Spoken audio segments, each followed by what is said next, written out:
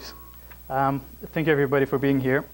So this talk is going to be divided in essentially 5 different parts. So I'm going to talk a little bit about Bitcoins and common misconceptions that people have.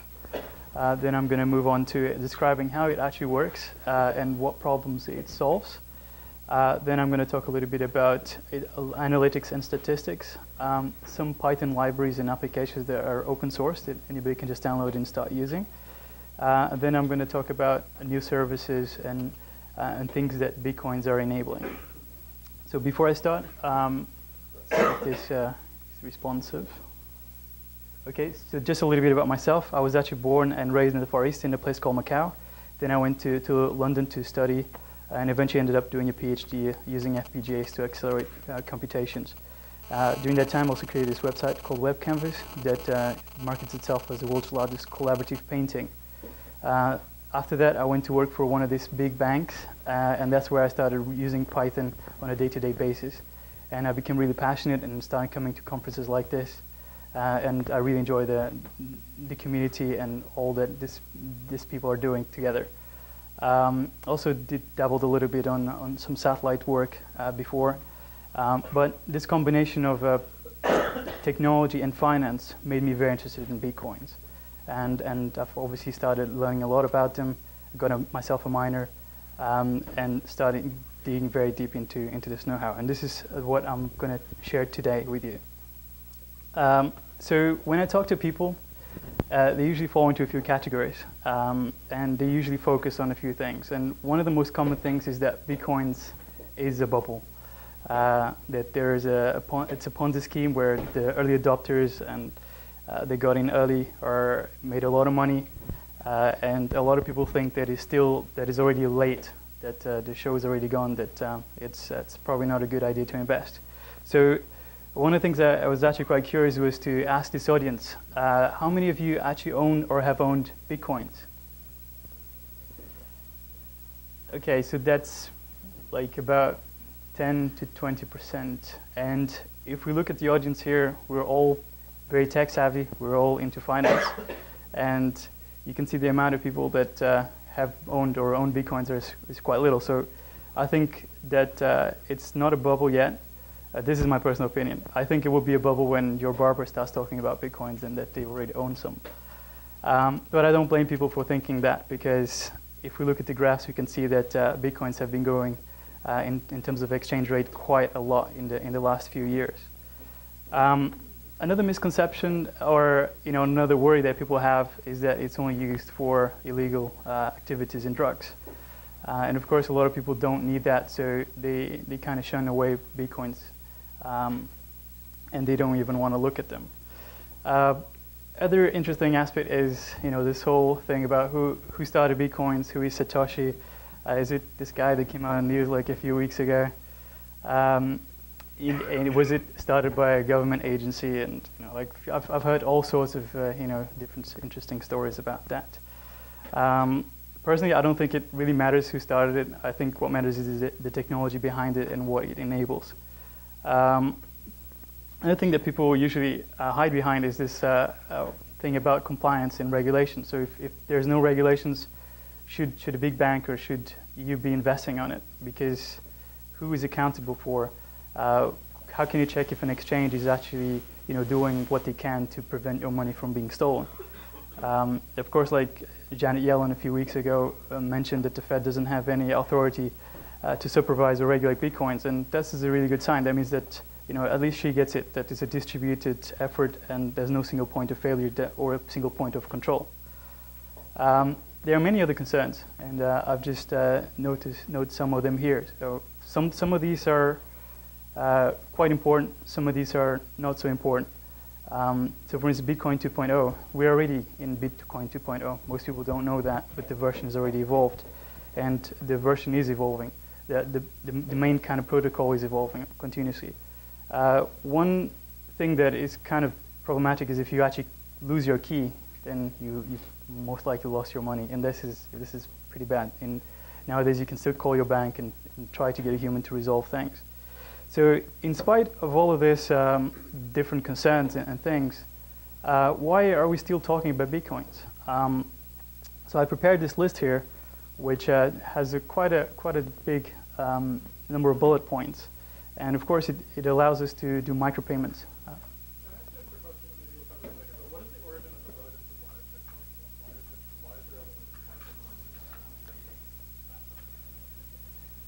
That's a really good question. I think that it's a bit of a philosophical question. Like the inflationary things that we have now in other currencies means that you're forced to spend them, otherwise you're eventually going to lose or invest them somewhere. With bitcoins, if you want to use it as a store of value, then you want to make it akin to gold, then you need to have a limited supply. So you have to limit it off. Does that? What is it computationally that makes it so much harder to mine bitcoins than something? I'll show you that. Okay. And I'll show you with some Python code as well. Sweet. So bitcoins allows payment freedom. So I can do business straight with you. I can just send you some bitcoins. It's frictionless. So I don't know if you ever tried moving a large amount of money, but if you try to do that, your bank usually asks why. Usually there's more time to process that and all these different things. Sometimes that could be good. If you're just lost your mind and went to a casino with all your money, maybe you wanted to have somebody to create some friction there. There's always no single point of failure. It's transparent and everybody can understand the math behind it. And as we'll see, every transaction that has ever happened is documented. And from a perspective of policing and everything like that, this is actually even better than we have now. With cash, I can just give cash to somebody else and that just disappears. So this is another common misconception, is that people will be able to do illicit things and hide them. You can hide the association between a key and a person, but not the transaction itself. There has no risk to a physical loss. So if you have a stash of cash at home and your home burns down, essentially you burn that cash. There's very low fees, or sometimes even zero fees. But I think like the last 2 points are really what I think is pretty revolutionary.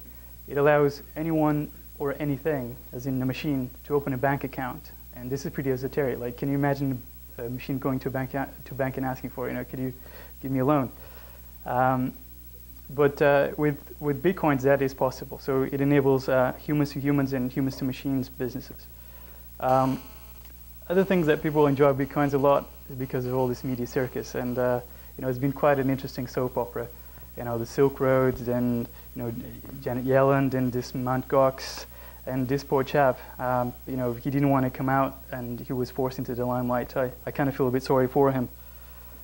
Just for that, Bitcoin is already worth it, I suppose. So moving on, I'm going to be talking a little bit about how Bitcoin actually works behind the covers, and what are the key concepts that are mashed together to enable this.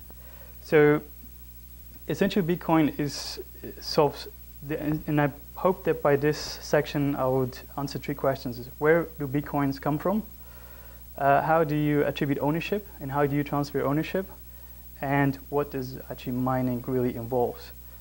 So the first concept that is key is hashing functions. So the evolution of hashing functions is pretty interesting. So initially it was used to hide passwords, and if you really wanted to revert a password, you had to brute force it. Then it started being used to when you sent a file to do some kind of checksums to see if your file wasn't corrupted. Then to check that the file doesn't have any malware or anything like that. But in terms of Bitcoins bring this to the next level. So it uses hashes to prove that the whole ledger and the whole history of transactions hasn't been manipulated. And then does a little trick to it, which is what the gentleman over there was asking about the mining. How do you adjust for difficulty? Actually, the difficulty is also on how you find this hash and how a valid hash comes into effect. Another key concept is the digital signature algorithms, where anybody can just create a private key and a public key, and the public key is what is called their address, where people can send money to. This is key to allowing for ownership and for transfer of ownership. Another thing that is key another key concept to Bitcoin is this public ledger, where every transaction that has ever happened is of public domain and can be observed and traced. And you can see that every address will have some inputs and some outputs, and at the end you'd be able to see what balance it has. This all is stored in a database, and this database is distributed on a peer-to-peer network. And this peer-to-peer network is not just a simple peer-to-peer network, it's a peer-to-peer network that only accepts data when it meets certain criteria. And it has a lot of inbuilt intelligence to prevent all sorts of attacks and bad things from happening. And it's a self-regulating kind of network. So I'll go a little bit more into detail now and try to, with this slide, try to answer two questions. How do Bitcoins get generated? And how does transfer of ownership happens? So every 10 minutes, and the network has been calibrated for that, there's a special transaction that happens, which is called Coinbase. And this transaction contains some new Bitcoins. And the miner that finds that is able to lock those coins to a specific key, which most likely it will be his own key. That if then he wants to transact it to somebody else, he'll have to reference the output of that Coinbase and use his private key to show that he's a legitimate owner of that, and then he can produce locks for the outputs. And this is how ownership is actually passed along. So one of the interesting aspects about the transactions is that the amount of currencies or coins that come in must be equal to the amount of coins that come out. If there are more, then the network will immediately reject that transaction. If there are less, what happens is that the miner will pick up the difference. And this difference is what rewards the mining for their effort of including this transaction into the public ledger, which in case of the Bitcoin is called a blockchain, which I'm going to describe in a bit. So all of these transactions, as they're being broadcasted to the network, are being put together, and hashes of these hashes are being produced until we reach a root that is a hash that represents all of those transactions. And then this is put onto what's called a block to produce its hash. So a block, which could be considered like a page on a ledger, which contains a number of transactions, and this is essentially the signature. And at the top of this page, you've got this Coinbase, which you just attribute the new generated coin to someone. You can see that to produce this block, we need to hash this information together twice, and then check that it's below a certain value. And this is where the difficulty comes from. Then what happens is that these blocks are chained together, like as you can see here in this picture. And this is essentially how the whole history of all the transactions and all the Bitcoins, where they came from, where they went to, is described in a very simplistic way. What happens with mining? So essentially mining is changing this nonce, which is a variable number. And miners are trying to find a random number that when hashed twice is below a certain value. And this value, we'll see that it changes as the capacity of the network becomes more or less powerful. And at the same time, the miners collect the Coinbase and collect all the fees from the transactions that have been happening. So when we listen to the media, they usually say that mining is actually very complex, solving a very complex mathematical problem. In reality, it is more like scratching cards, where you're trying different numbers and seeing if you find a hash that is below that certain value. And here is a Bitcoin, like a little algorithm that does exactly that and produces the next hash, which if you look at the whole history of Bitcoins, this would be the block described there, 2888888. And if you see here, this nonce is the number that the miners are all kind of like trying to figure out, so that the produced hash is below a certain difficulty. And you can see that as time goes by and difficulty becomes harder, this hash has to have more zeros appended to them. And if we look at the very first hashes, you'll see that they practically don't have any zeros.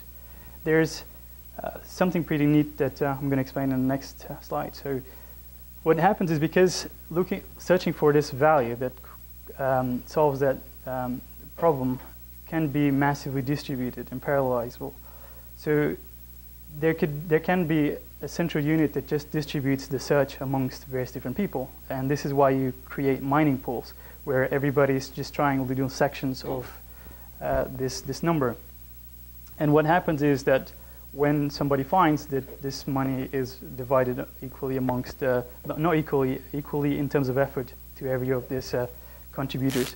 And what mining does is pretty smart, because what they do is that they don't require you to do all of this difficulty. They just require you to do a little bit of it. So from time to time, you're actually producing a solution.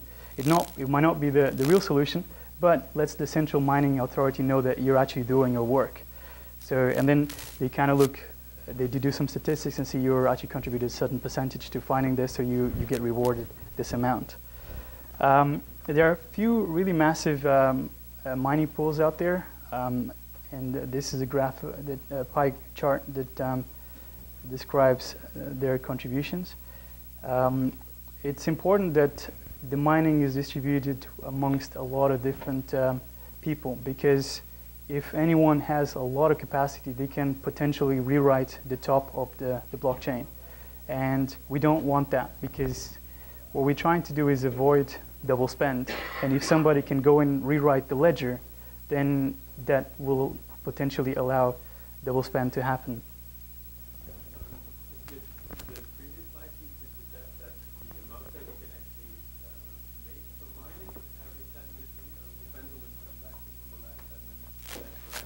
That is correct. So, so if we look here, we can see that when a transaction is broadcast, and if the outputs don't match the inputs in terms of Bitcoins, that difference is collected by the miner. And this is a very good question, because a lot of people know that Bitcoins have a limited amount of supply. And what happens? What is the incentive for people to continue mining in the future? And this is where the answer lies. So if you actually provide a big fee, the miner is incentivized to actually incorporate that in their work. If you don't have any, like, why should they, right? They're just wasting time processing your transaction. There are some people that really believe in the network and they're willing to do that for free, but probably in the future that might not be the case. That's a very good question. I think there certainly are, and in times of conflict there are more transactions, so there's more times to do fees and all these different things. And this, as mining pools get bigger, this is another potential risk. So they can collude together and say we're only going to start including fees that are above a certain value. This is another concern, but this is kind of like an advanced concern. This is why I didn't mention. Is there a distribution of number of Bitcoins produced by the different? So by that I mean that if one these guys have more production than the other one for whatever reason, shouldn't they take control because they have a higher production rate than the rest? Yes. Break that threshold that you mentioned. Yeah, exactly. So this if for instance somebody, and I think this has happened historically. So if you look at BTC Guild, at some point I think they found 6 blocks in a sequence. So that means that they had a lot of power to change a lot of things if they wanted to. And since then, I think they limited the amount of miners that joined that pool, so they're not as big as that. So you're basically cut off, and there should be a built-in trust in whoever is in there. Isn't that a flaw of the system to start with? It's a very interesting question. I think game theory with Bitcoin works that if you can break it, then you're more profitable actually keeping it. If that makes any sense. So, well, not in every case. If you have another altcoin, maybe you really want to break Bitcoin. That's the case. But we would go into different discussions. But the general rule is that you'd want to protect your assets because you've invested, and you do want the network to be healthy. And you're willing to probably not gain so much and gain a little bit less because you're going to gain in the future, something like that. The whole corner of the market concept. All right. So we'll see in the next section how much power do you actually need to match one of these mining pools. So this brings me to the next section, which is analytics and statistics. So this is a plot that shows the price evolution on the y-axis in the log scale. So you can see how things have changed. And there's also this line in the middle that is an approximation of the trend.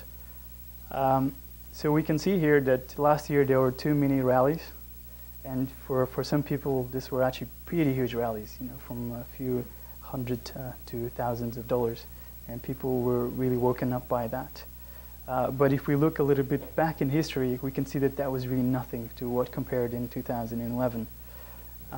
And I think that if we look back, I think this last rally that we're seeing there was when hedge funds and ETFs and people like the Winklevoss brothers started investing in Bitcoins, and that obviously drove the price up. A little bit before that, it's probably associated with the crisis that happened in Cyprus. So I don't know if you're aware, but the government essentially went to the bank accounts of some citizens and took their money away. So people were very worried about that, and they sought, sorry? Yeah, to help out with the bailout. So people were very worried with that, so they started looking for alternative ways to store their currency, and Bitcoin was posed as one of these alternatives. I think there's quite a few interesting things to see on this plot, and this plot usually is not what people see. The people just see the normal scale one, where obviously they see a huge spike in the last values.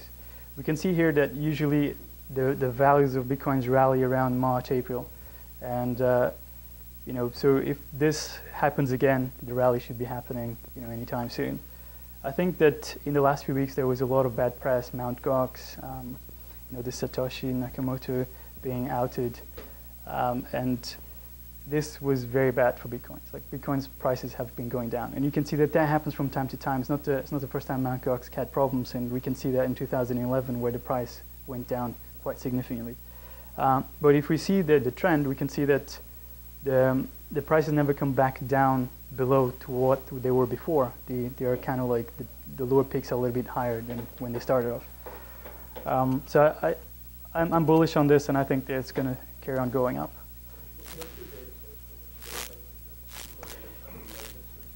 So I took it from a few different places and I correlated. It might not be clean because there's obviously different exchanges, but I have also personally been looking at Bitcoins for a long time, and this is consistent with the observations that I've made. You probably already answered this already, but if I have a British pound and I use that for transactions, the British pound goes up and down, but not very much. If the Bitcoin price goes up and down, what good is it? I mean, you can't really know what's going to happen to it. It's a very valid point. I think that as more people start getting into Bitcoins, and perhaps big banks start looking for arbitrage positions, like people like yourself that want to buy or sell British pounds, options as well, and we're going to see on one of the following slides, like Bitcoin's market cap nowadays is really not that much. So it's very easy for somebody to come in and disrupt. But what we can see here with this plot is that it's easy to disrupt the price up than it is easy to disrupt the price down. So your exposure on the short term might be bad for now, but in the long term might be good. Unless, of course, Bitcoin just, there's something fundamentally wrong that people discover and the value goes down to zero.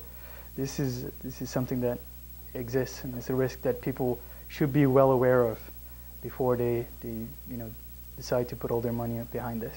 Sorry, why did the price go up? I mean, it still doesn't, like, if you have a currency and you buy a car with it, I mean, you expect to buy a car a couple of years later for the same price plus inflation.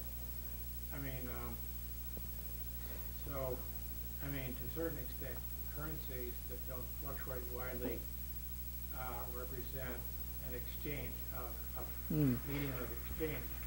So, I see where you're going, and this is exactly what I have on my next slide. So I'm going to pass it on to it. So, most of people in this room are quants, and one of the things that quants answer is what is the fair price of something. In terms of Bitcoin, some people have tried to create models about the fair price should be equal to the price of buying the mining kit plus the energy spent. But of course, this is a little bit subjective because people can just buy more kit or spend more energy mining it. So I think the prices of Bitcoins are still very much what people perceive the value to be. And that's why I think it's better to let the market decide. And all these exchanges that have propped up help a lot with that. So people that know something that other people don't know, they can obviously reflect that on the price and make the price either go up or go down. I think in terms of questions with those code regards, I think there are other few ones that I think are more interesting. For instance, what will happen when there are not going to be any more Coinbase rewards? Will mining fees really go up? How much will they go up by? Will all this mining actually make energy generation more efficient and make everybody's energy a little bit cheaper, or will it make it a little bit more expensive? Just because my neighbor is making money out of electricity, do I have to pay more because I just want to light up my room? Another thing is, will mining drive innovation for faster and cheaper electronics, or actually make it more expensive? So you can imagine some of these fabs producing some ASICs, and they can just make money directly from that. Why should they be wasting time producing other chips? So that's also a problem that you also spend more capital before Bitcoin that you need to mine. So how profitable will be in the long term? You have to spend more every day, more and more. That's a very good question.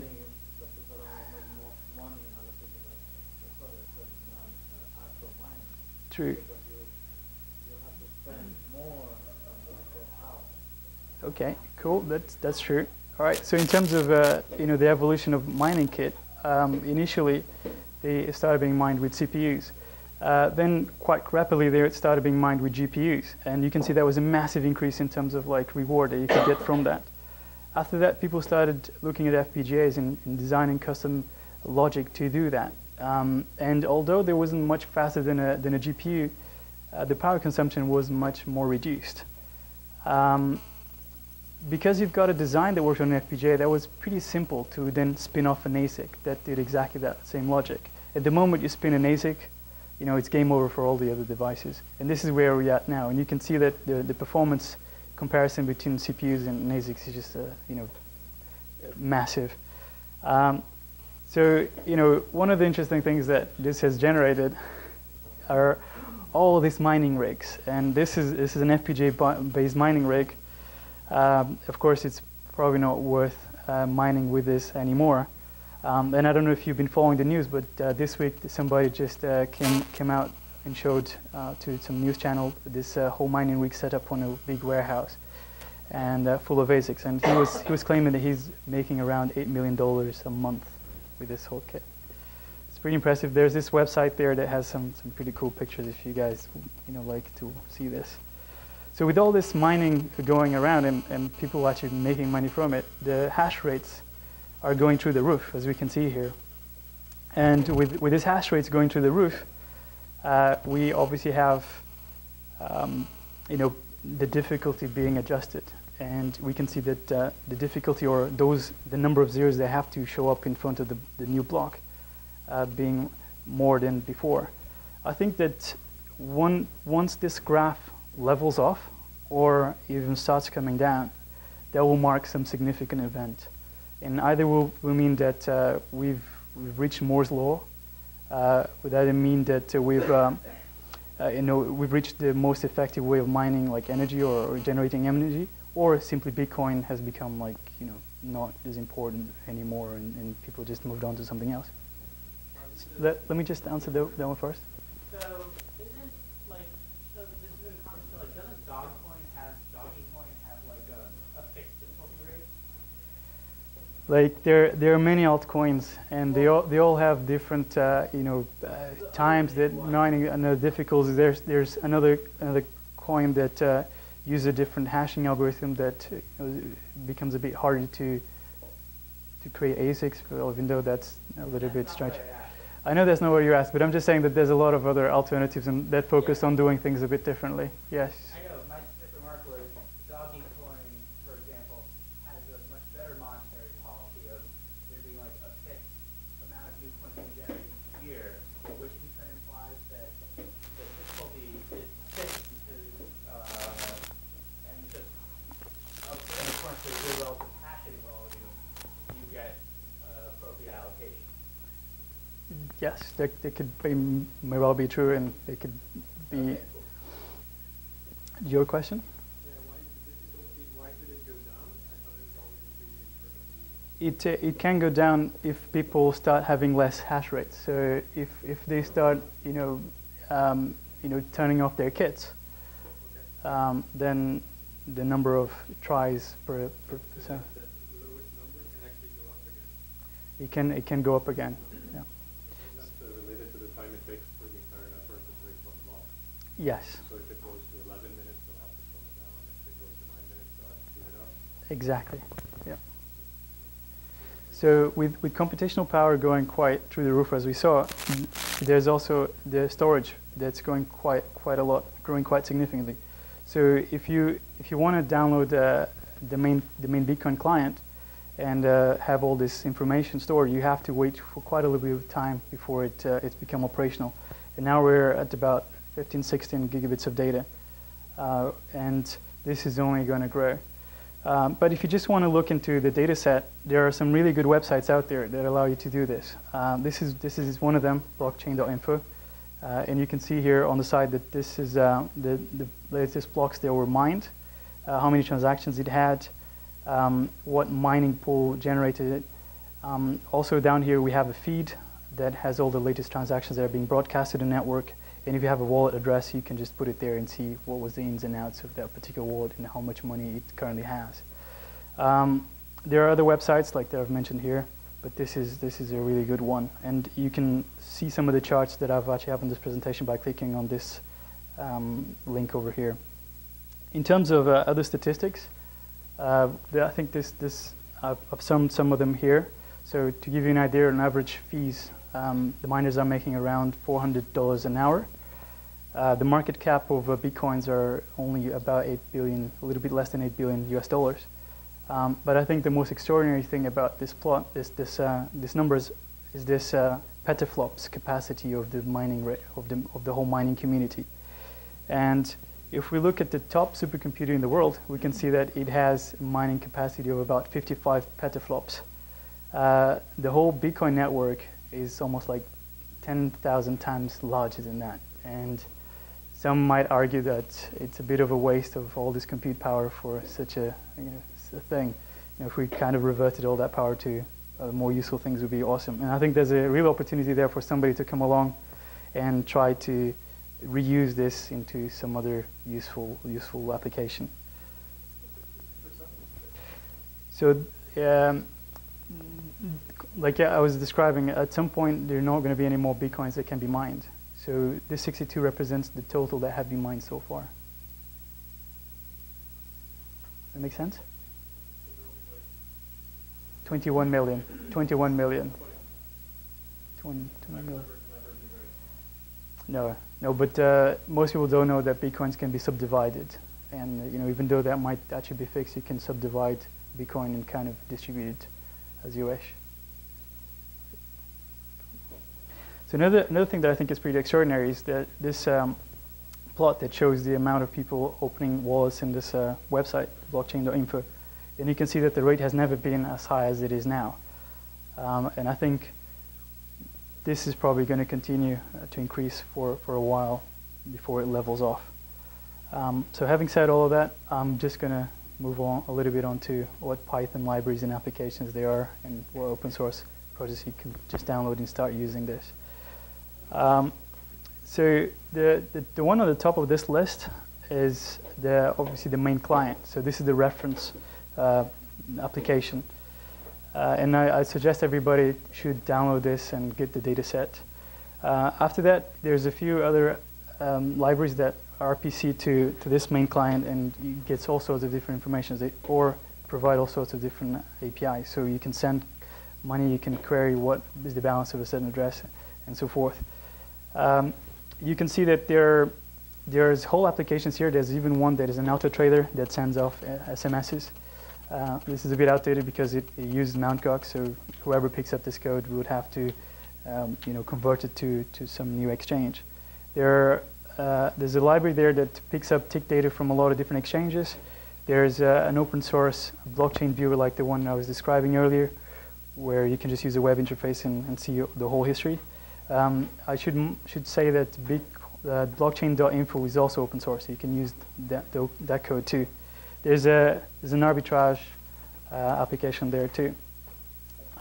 Just to show you how to use one of these applications, I've prepared a little snippet of a source code here, which shows how do you generate your wallet and its private key. And this one has a little twist to it, which allows you to customize the start of this wallet. And this essentially you just have to trial a lot of different wallets until you find one that matches the requirement. So new services that Bitcoin is enabling. I've prepared a small list. This is by no means a complete one, but I think that Bitcoins are being disruptive in a few industries. So the first one, which is a pretty obvious one, is in terms of betting and gambling. So because on the ledger you can see who transferred where, you can immediately reply back and send the money if the person won or not. So for instance, there's this website called WinCoins that is setting itself up for the World Cup, where people can just send to a particular address to back a certain event, and at the end of the match, the pool is divided amongst the winners. There's other funky kind of like artistic websites, including this Listen to Bitcoins, which you just have on the background, and it makes this little pling pling noises as transactions are happening. And every time a block comes up, it makes this wong noise. I think it's pretty neat. Smart contracts, like that in itself is like a talk. And there's this group of people called Ethereum. I hope that some of you already had contacts with them, that they're looking into extending this and making it into a much more powerful thing than Bitcoins can do. Timestamping, I think this is pretty cool, because this will compete perhaps with the Intellectual Property Office, because you can now add a hash onto the blockchain, which represents a document of something that you've invented. And if somebody comes along in the future and says that, I've patented this, I knew this, you can actually go back and show that at that time and point, you already knew it, and you can prove that. I just wanted to point out that it wouldn't matter because the first person to file something, not the first to invent something. So it doesn't matter when it was invented, it matters when the patent was filed. There's that, and there's the fact that some people might actually want to prove that they knew about it. So there's the personal aspect. Yes. So that's what it can also be good for. For instance, wills and things like that. You can prove that that person actually signed it and put it in the blockchain with that kind of hash.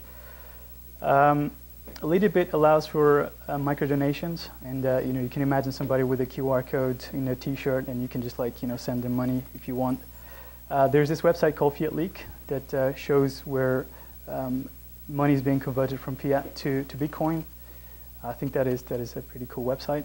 There is this mpex.co that's trying to create virtual IPOs and has a virtual stock market, and they're also trying to do derivatives on top of that.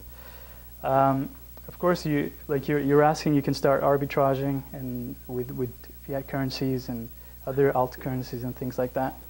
But I think the last point for me is one of the ones that I think is going to be more interesting.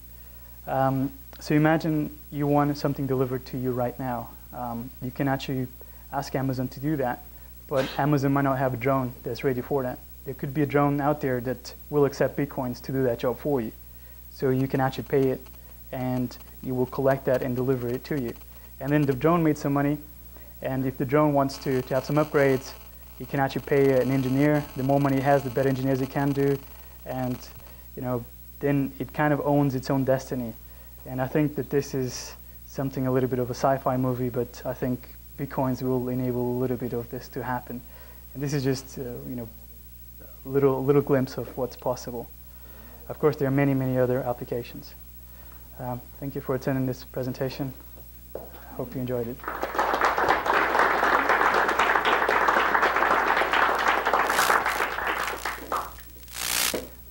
Any questions? Shoot.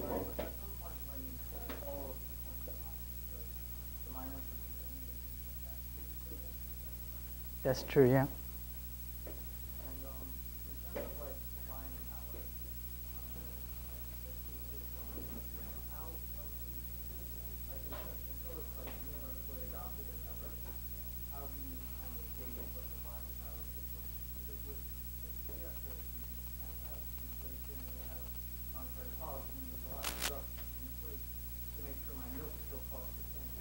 Mm. But Bitcoin is kind of not completely tied to fiat currency at all. So it's like how real can I just about Bitcoin today versus tomorrow? Yeah, that's a real. That's something I try to answer on one of the slides, and it's for the moment it's still perception based. So if I'm willing to buy from you Bitcoins at a price, then that's the price that they're worth. What's your best guess? Do I know Bitcoin still be money? I think there's real numbers about that, and some people will say that it should be around 2140, but yeah. So the real number, Bitcoins might not even be here next year. So we don't know. As a follow-up to that question, the cheapest way of the decided not direct, but set the form as donation. As a donation. So if you have extra plastic forms, give it to. All right, thank you. I don't know if you've been following, but also big banks have started to produce research material, and I think Bank of America was one of the first ones to suggest that Bitcoin's value should be around 1,300. So there's research analysts already trying to value it, and the way that I think that they did it was that they looked at markets that is going to disrupt, and what is the value of those markets. For instance, things like PayPal. So most of us have to pay a small percentage, I think is 3% or something. And that is worth so many millions or billions. And Bitcoin can start taking that away, and then it will be worth a certain amount. Other markets that is disrupting is, for instance, MoneyGram and wire transfers across different countries. So you can value how much that is worth, and you can then give a value to Bitcoins that way. What happened if Bitcoin was made illegal in America for some reason? How would it be made illegal, and what happens if you have an illegal currency? How would I know? I don't know. I think that there's a lot of innovation that can come out of this, like I was just describing on my last slide. And I think to tamper with that is probably not a good idea. So you mentioned that if you're not mining using ASICs, basically, you have a lot, pretty much. Yes, or you're going to start using another of these other coins like Dogecoin, like somebody was saying. Yeah, it's just a mass work to start my own coin. I'm trying to mark it outside. You offer this, so what's the incentive besides joining a pool? If you think about it, the pool or the people who run these pools are the only ones that can really produce Bitcoin, or the probabilities increase just because you're part of the pool. There is very little incentive, including fees, in mining Bitcoin. I'm actually mining Bitcoins at home with an ASIC that you can just buy off eBay. And I think for now it might not be that profitable, but I'm bullish on the price, and so I'm taking the risk. That's my personal opinion. Your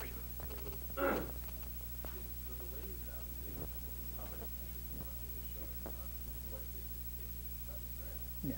So how is that being basically planned for anyone, right? Like, for example, this analyst from Bank of America was saying that Bitcoin is going to be 1,400, and that's what he thinks is going to be valued at based on however many markets are going to disrupt. But how does that value on that?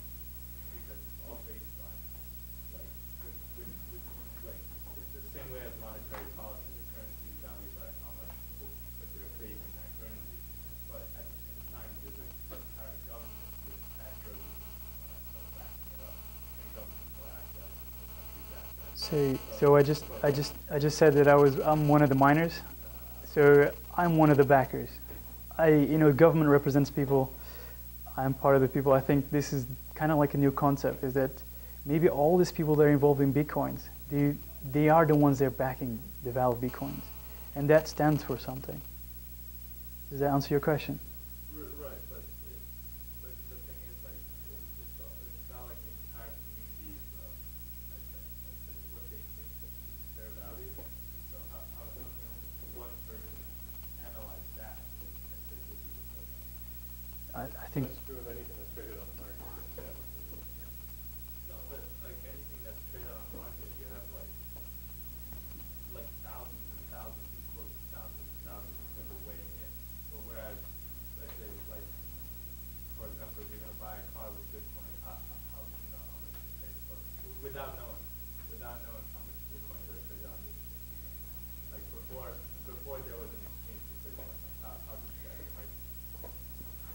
supply-demand thing.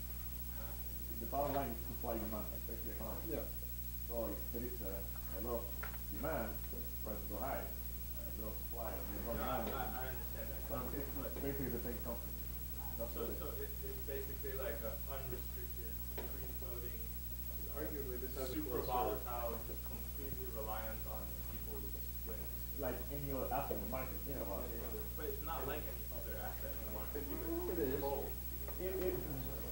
Try to think like any other. Think about it when you buy Facebook. The price of Facebook is determined at this point in life by supply of Facebook shares outstanding out there. What? So there is no regulation in terms of. There is regulation in terms of, but it's no regulation in terms of supply and demand. That's what it has.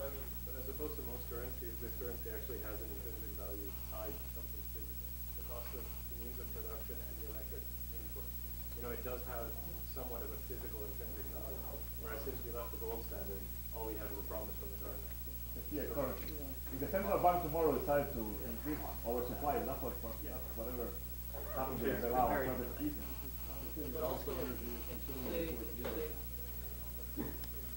Well, guys, I would just like to say this. All these questions are really interesting, and I think it's great that we're discussing them. And this is a lot of food for thought. There's a lot of information here, and I think we should end this conversation here and bring this to the pub if you guys don't mind. All right, thanks a lot again.